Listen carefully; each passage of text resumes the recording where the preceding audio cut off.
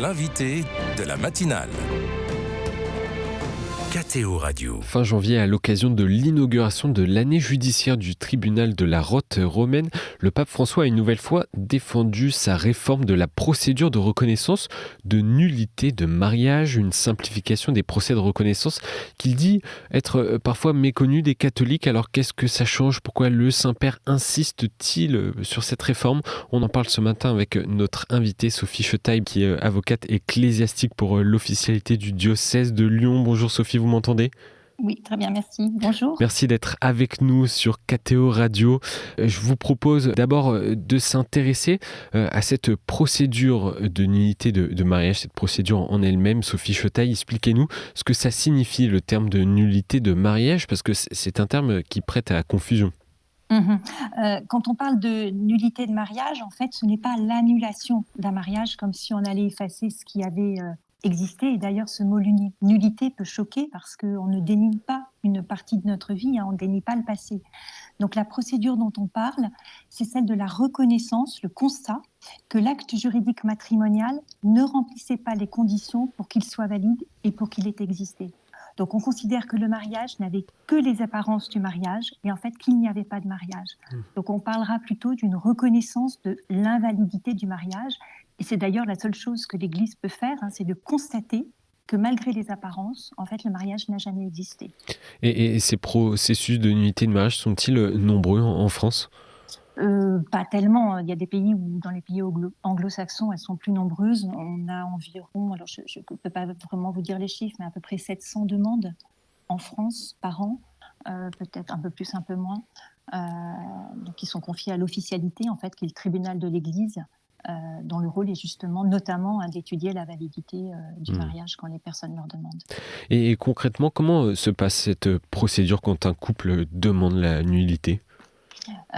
Donc à partir du moment où une personne demande d'examiner en fait son mariage, elle s'adresse à un avocat. Donc moi je suis la première personne, le premier contact pour aider les personnes à repérer si dans leur expérience douloureuse de l'échec de leur mariage, il y a suffisamment de motifs pour engager la procédure.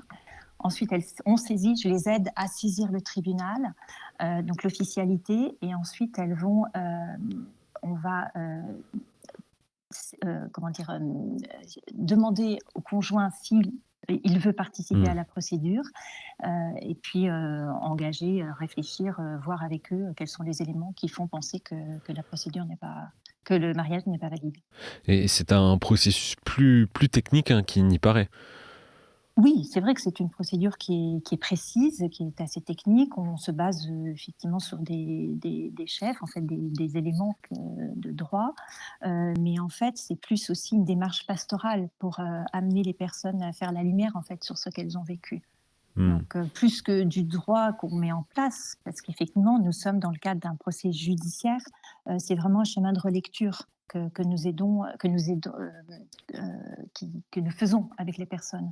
En fait, les aider à faire ce chemin de relecture qui est effectivement souvent douloureux pour elles. Oui, rempli d'émotions et de sentiments. Quels sont les cas où la reconnaissance de nullité de mariage est possible, Sophie Chetaille ? Alors, ces cas, on appelle ça des chefs de nullité. Alors, il y a deux grandes catégories. C'est tout ce qui touche à la liberté, tous les problèmes qui sont liés à l'immaturité, le fait de manquer gravement de maturité, du liberté intérieure ou extérieure, qui peuvent être des formes de pression. Ça peut être aussi tous les cas plus graves qui sont liés à la personnalité d'un des époux, des pathologies, des maladies psychiques qui ont empêché les personnes d'assumer les droits et les obligations du mariage. Et puis, il y a une autre catégorie de vices du consentement, c'est le refus volontaire du mariage tel qu'il est présenté par l'Église. On appelle cela les exclusions. La personne conclut le mariage, mais en fait, pour obtenir autre chose, ou alors elle choisit le mariage, mais elle en refuse certains aspects volontairement, par exemple la fidélité ou le fait de vouloir des enfants. Et il peut y avoir dans certains cas aussi une dimension dolosive, c'est-à-dire que la personne veut tromper l'autre, qui n'est pas au courant en fait de l'intention profonde de son conjoint. Et qu'est-ce qui explique que ces processus soient si longs et si complexes ? Parce qu'en fait, faire le point sur toute une vie, prendre le temps d'écouter, d'interroger, de comprendre les personnes, en fait, c'est long. Ça ne s'improvise pas et comme ce chemin est souvent difficile, les personnes qui viennent nous voir sont profondément, blessées. Il faut prendre le temps de les écouter Mmh. avec bienveillance, il faut prendre le temps d'aller en profondeur pour comprendre ce qui s'est passé, avec beaucoup de respect aussi, de l'histoire de chaque personne et le pape nous parle au moment de son discours à La Roque, là, au moment de l'ouverture de l'année judiciaire, il explique que, le fait que chaque protagoniste du procès, c'est-à-dire toutes les personnes, hein, qui vont, être là, accompagner enfin l'avocat, mais aussi ensuite les juges, on doit aborder la réalité conjugale et familiale avec révérence parce que la famille est un reflet vivant de la communion d'amour qu'est Dieu. Et en fait, c'est ça, ce temps, cela prend du temps et de les accompagner à faire ce chemin de vérité. Alors évidemment, oui, il y a une procédure, mais au-delà de ça, le fait que pour les personnes d'entrer dans la démarche, dans ce chemin de vérité, elles-mêmes peuvent prendre du temps et mettre plusieurs mois ou plusieurs années avant de se sentir prêtes. Donc le temps, il y a le temps de la procédure, mais il y a aussi le temps des personnes qu'il faut aider à comprendre et à accompagner. Et dans le sacrement du mariage, il y a le don de l'indissolubilité. Et le souverain pontife le rappelait d'ailleurs dans ce Mhm. discours fin janvier, que ce don ne doit pas être, je le cite, une limite à la liberté des époux, mais une promesse de Dieu. Qu'est-ce que ça veut dire? C'est vrai que les personnes doivent être capables euh, de se marier avec Dieu, c'est-à-dire qu'elles sont toutes les deux libres d'émettre ce consentement, mais Dieu est avec elles et c'est vrai que c'est pas facile pour elles de comprendre que parfois que cette indissolubilité, elle est là, surtout avec comment dire, avec actuellement cette nouvelle façon de vivre Hmm. l'engagement. Mais c'est vrai qu'en même temps, dans le cadre de la procédure, le mariage, il est présumé valide. Et donc, il faut effectivement après arriver à amener cette preuve qu'il ne l'est pas. Donc, c'est pas toujours facile pour les personnes de le comprendre, ça, en fait. Le pape a donc rappelé une nouvelle fois cette réforme de la nullité de mariage qui date tout de même de 2014. Quelle est la visée de cette réforme et en quoi cette réforme a simplifié le processus? Alors, c'est vrai quand on a 10 ans de recul, bon, c'est beaucoup et en même temps c'est assez peu, mais c'est vrai que l'idée c'était de répondre davantage aux besoins des fidèles, c'est-à-dire avoir un souci d'accessibilité avec une proximité des tribunaux, mais aussi un souci de rapidité Hmm. et il a supprimé ce qu'on appelait la double sentence conforme qui rallongeait la procédure parce qu'il fallait, 2 sentences conformes pour qu'une nullité de mariage soit confirmée et puis il a aussi introduit la possibilité d'un procès plus bref devant l'évêque, auquel bon, il y a des conditions assez particulières et c'est quelque chose d'assez marginal hein, dans le cadre des procédures en général. Mais en fait, c'est aussi cette idée, bon, certes, une rapidité, oui, c'est bien, on ne va pas prendre trop, enfin, on ne va pas rallonger de ne pas être diligent, mais en même temps, ce que le pape rappelle, et c'est bien qu'il le fasse, c'est de rappeler l'esprit de la révision de la procédure. Oui, la rapidité, répondre aux besoins des fidèles, mais surtout, c'est cette préoccupation pour le salut des âmes, en fait, qui a guidé la réforme et qui l'a mise en œuvre. Et c'est ça ce qui est en fait finalement le plus important, c'est que ce salut des âmes, comme dit le Code, c'est la loi suprême de l'Église, hein, et c'est le but que nous aussi en qualité de canonistes, nous poursuivons et qui est le même que celui de l'Église. Hmm. C'est pas parce qu'il y a une procédure judiciaire avec des juges que c'est un obstacle à l'action pastorale et à l'accompagnement des personnes. Et pourquoi le pape l'a-t-il rappelé une nouvelle fois alors que cette réforme date d'il y a 10 ans? Je pense que c'est une façon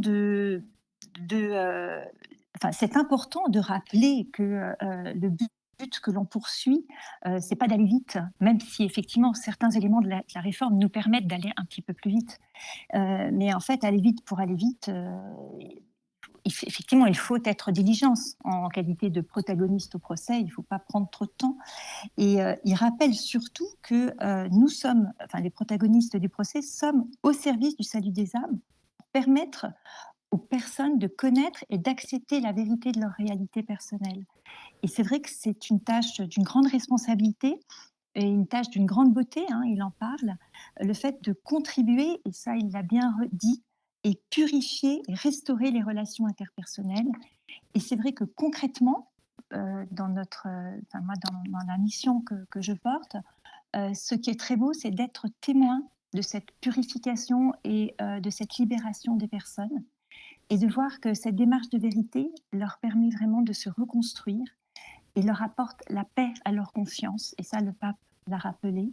Et de voir aussi que ces personnes repartent dans la vie vraiment reconstruites sous le regard de Dieu, dans la miséricorde, et on peut dire dans le contexte de cette année jubilaire, en fait, dans l'espérance.